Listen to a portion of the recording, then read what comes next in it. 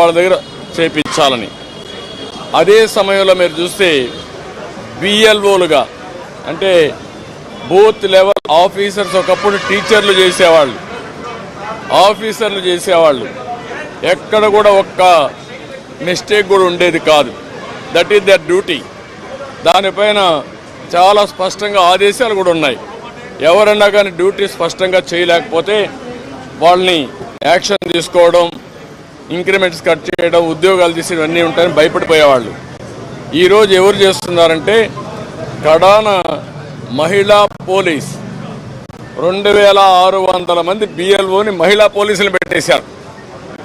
ఇది నాకు ఆశ్చర్యం వేస్తుంది. 83 నియోజకవర్గంలో మహిళా పోలీసుల్ని బిఎల్ఓకి పెడితే వాళ్ళకి మహిళా పోలీసులకు ఏం తెలుస్తుంది ఇవన్నీ అంటే? ఇంకొక పక్క వై ఏపీ నీడ్స్ జగన్ అని కలెక్టర్ దగ్గర నుంచి అందరూ క్యాంపెయిన్లు చేస్తారు.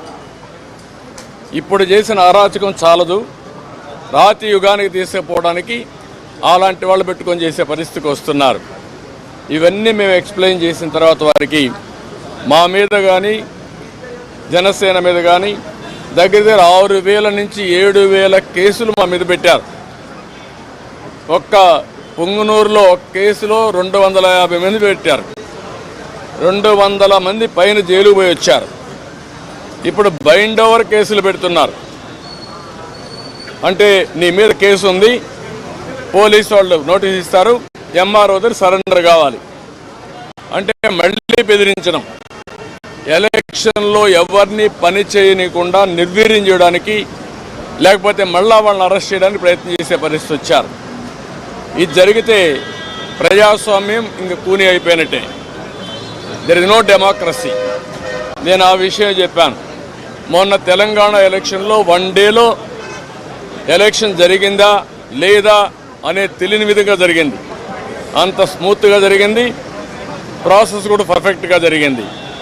ఈరోజు ఆంధ్రప్రదేశ్లో అక్కడ ఇంత ఓటర్స్ ఎన్యూమరేషన్ ఫ్రాడ్ జరిగిందని, బిఎల్ఓలు తప్పులు చేశారని, టీచర్లు తీసేశారని ఎక్కడ కంప్లైంట్స్ లేవు.